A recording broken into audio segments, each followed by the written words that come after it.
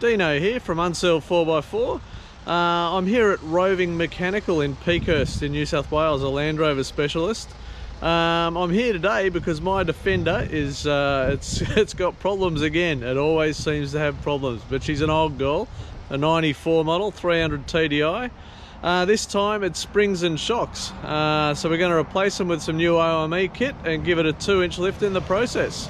Here's the new Old Man EMU kit from ARB. It came with long travel springs, dampers front and rear, and extenders for the bump stops.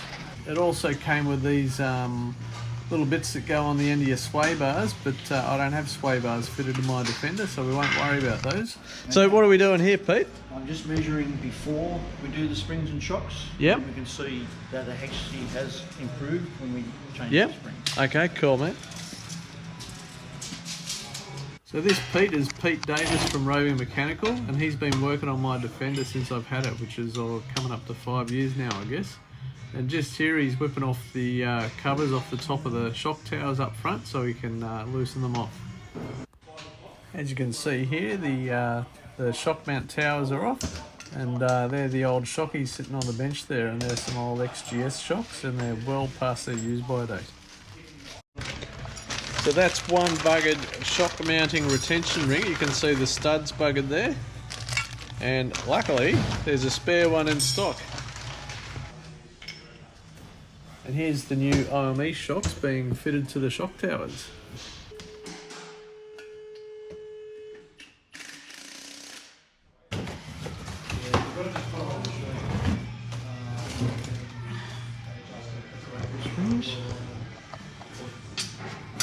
Pete, as you were saying, they look a hell of a lot taller, these other springs, but there's the actual diameter of the spring itself is different, isn't it? So this is probably a thicker coil. Yeah. And these are probably gonna have more travel. Well, that'll be good because I've got some photos of this thing off road, and front end travel didn't look all that impressive. Yeah. So there's the new spring in situ. If the old one was in there, it'd drop out at this height. So here you can see Pete's putting the spring in on the other side, on the near side, and that went in pretty easy. And now he's back to the driver's side and he's dropping the shock in. He's pretty quick, this bloke. It's definitely given it a fair bit of lift at the front here. We'll measure those clearances a bit later, but there's the new springs and shocks in there. Okay, so the back tyres have got to come off to access the springs and shocks at the rear. And as you can see, there's a set of old polyairs in the old springs there. They haven't worked for some time. They've had a bit of a hole in the system, and I won't be putting airbags back in this time because I don't put too much of a heavy load in it. Okay, so Pete's chucking a couple of axle stands underneath it here because the weight of the axle comes down to get the rear springs out. See here, he's undoing the base there to get the rear spring holder out. Lift the spring out. Yeah, I think we're going to struggle to get this new taller spring in there. So, like the front, big bloody difference between the height of the springs that were in there with the polyairs and the OME springs, which are going to give it a fair lift, I reckon. So what's going on there? We're not going to get that in there, are we, without a spring compressor? See the spring compressors to compress the spring and put it in the Yeah. Pete, what's the safe way to use these bloody things?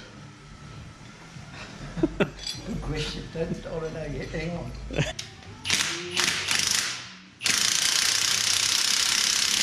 Suffice to say, the spring compressors worked and now the springs are in.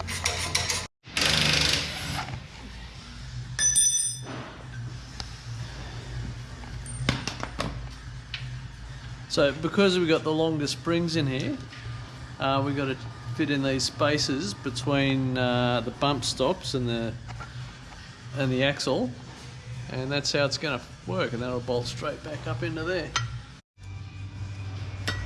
So the space is in there, the bolts just slide into the bracket on the bottom of the chassis there, and then you just feed the spacer and the bump stop up into the bolts, chuck some nuts on there and tighten it up.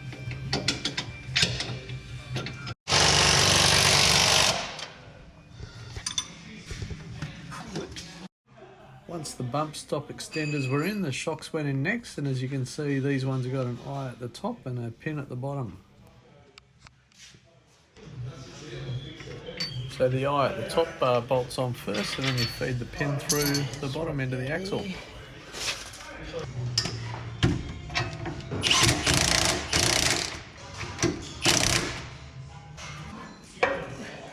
So same again on the other side, bolt up the eye at the top first, and then feed that bottom pin through into the little bracket underneath the axle there, and then tighten everything up.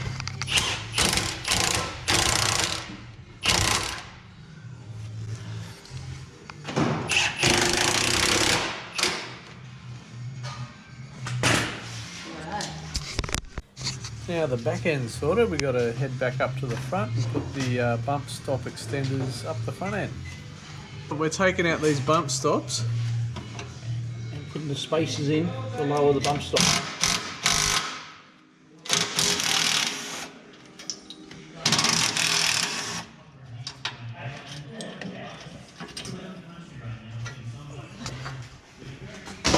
So the reason you have these extenders on the bump stops is so you don't compress the shocks too much. Now you've got the longer travel springs in there.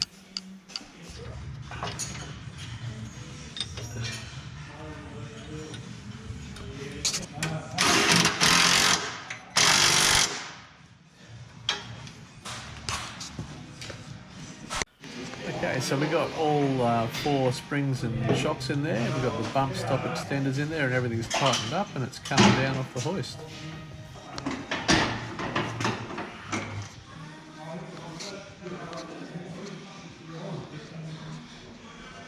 Once it's off the hoist, Pete can wander around and remeasure all the heights and see how they compare to the old springs. 940.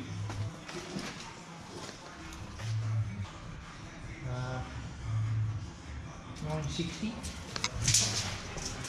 So that's only gone up 16 on the back. Yep.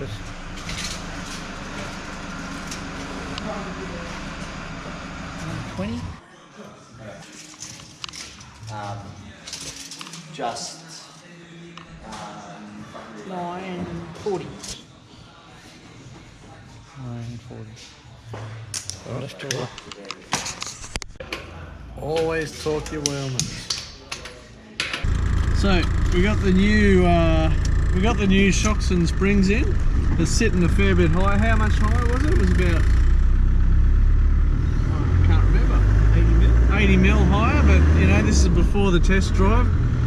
Just going for a little spin now, see how it all pans out, and then we'll measure them again, and then that's job done.